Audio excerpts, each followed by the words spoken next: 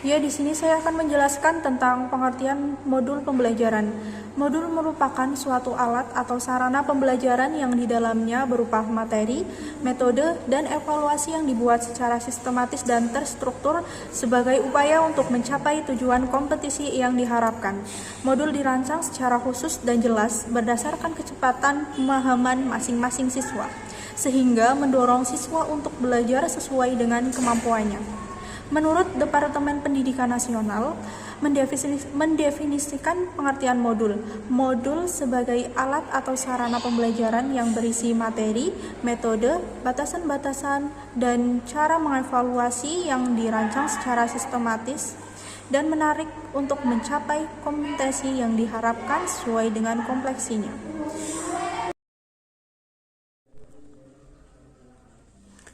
Ya, selanjutnya di sini saya akan menjelaskan mengenai karakteristik modul pembelajaran. Modul mempunyai beberapa karakteristik tertentu, misalnya berbentuk unit pengajaran terkecil dan lengkap, berisi rangkaian kegiatan belajar yang dirancang secara sistematis, berisi tujuan belajar yang dirumuskan secara jelas dan khusus, memungkinkan siswa dapat belajar secara mandiri, dan merupakan realisasi perbedaan individual. Sebuah modul bisa dikatakan baik dan menarik apabila terdapat karakteristik sebagai berikut. Yang pertama ada self-instruksional, yaitu melalui modul, seseorang atau peserta belajar mampu membelajarkan dirinya sendiri, tidak tergantung pada orang lain atau pihak lain. Untuk memenuhi karakteristik ini, maka dalam modul harus terdapat beberapa tujuan yang dirumuskan dengan jelas.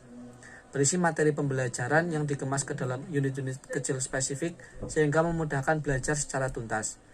Menyediakan contoh dan ilustrasi yang mendukung kejelasan pemaparan materi pembelajaran. Menampilkan soal-soal latihan, tugas, dan sejenisnya yang memungkinkan pengguna memberikan respon dan mengukur tingkat penguasaannya. Kontekstual, yaitu materi-materi yang disajikan terkait dengan suasana atau konteks tugas dan lingkungan penggunanya.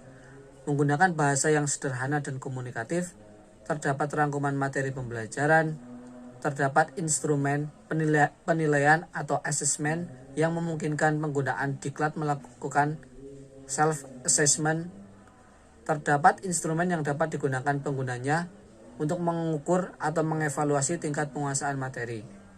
Terdapat umpan balik atas penilaian sehingga penggunanya mengetahui tingkat penguasaan materi.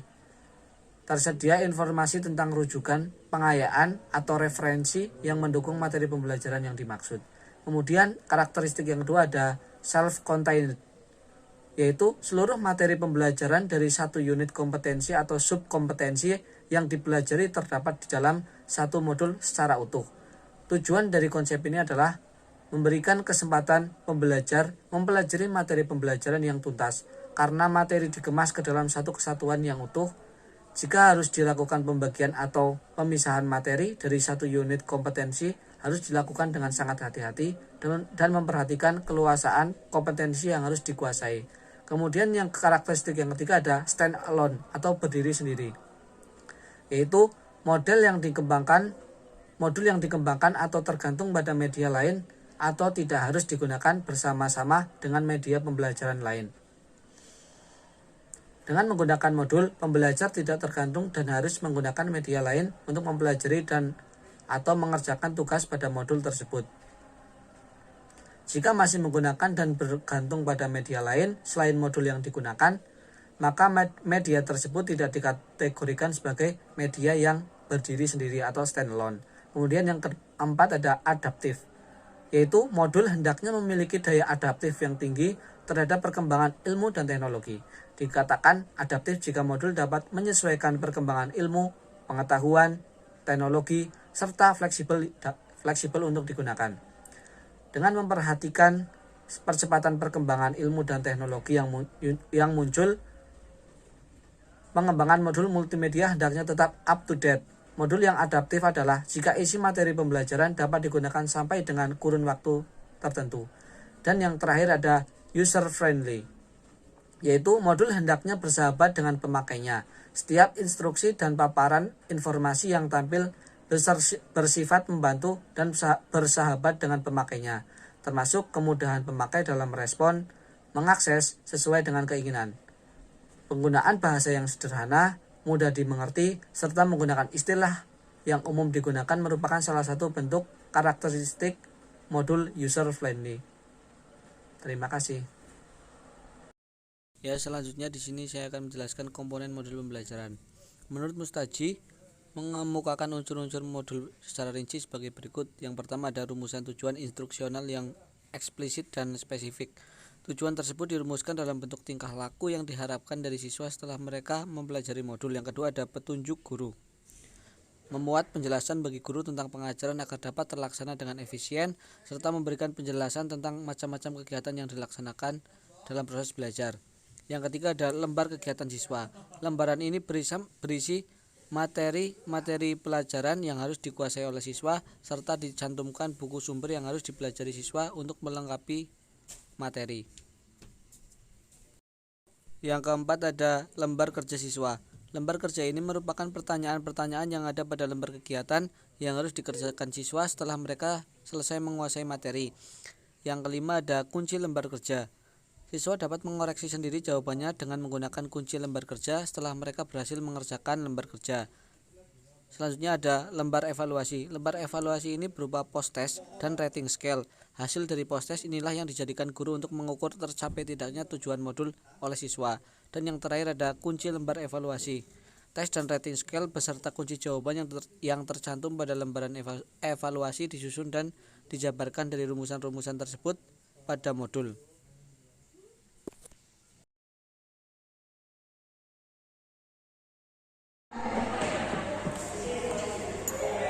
Baik, untuk selanjutnya yaitu langkah-langkah penyusunan modul. Menurut Sujana dan Rifai, tahun 2007, halaman 133, langkah-langkah penyusunan modul adalah sebagai berikut. Poin A, menyusun kerangka modul. Langkah-langkah penyusunan kerangka modul adalah sebagai berikut. Yang pertama, menetapkan atau merumuskan tujuan instruksional umum menjadi tujuan instruksional khusus. Yang kedua, menyusun butir-butir soal evaluasi guna mengukur pencapaian tujuan khusus. Yang ketiga, mengidentifikasi pokok-pokok materi pelajaran yang sesuai dengan tujuan khusus. Yang keempat, itu menyusun pokok-pokok materi dalam urutan yang logis. Yang kelima, menyusun langkah-langkah kegiatan belajar siswa. Yang keenam, memeriksa langkah-langkah kegiatan belajar untuk mencapai semua tujuan. Yang ketujuh, mengidentifikasi alat-alat.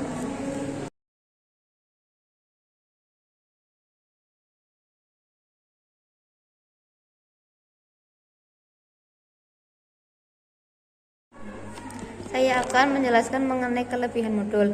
Yang pertama itu dapat mengatasi keterbatasan waktu, ruang, dan daya indera baik siswa maupun guru. Yang kedua itu dapat digunakan secara tepat dan bervariasi, seperti untuk meningkatkan motivasi dan gairah belajar, mengembangkan kemampuan dalam berinteraksi langsung dengan lingkungan belajar.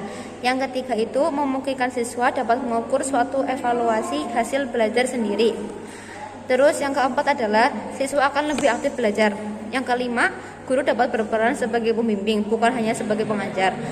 Terus yang keenam adalah membiasakan siswa untuk percaya diri pada dirinya sendiri atas apa yang dia mampu. Dan yang terakhir adalah adanya komunikasi yang sehat dengan siswa. Kelemahan penggunaan modul dalam proses pembelajaran sebagaimana yang dikemukakan oleh Fembriarto antara lain: 1. Kesukaran pada siswa tidak segera dibatasi. 2. Tidak semua siswa dapat belajar sendiri, melainkan membutuhkan bantuan guru. 3. Tidak semua bahan dapat dimodulkan dan tidak semua guru mengetahui cara pelaksanaan pembelajaran menggunakan modul. 4. Kesukaran penyiapan bahan dan memerlukan banyak biaya dalam pembuatan modul. 5. Adanya kecenderungan siswa untuk tidak mempelajari modul secara baik.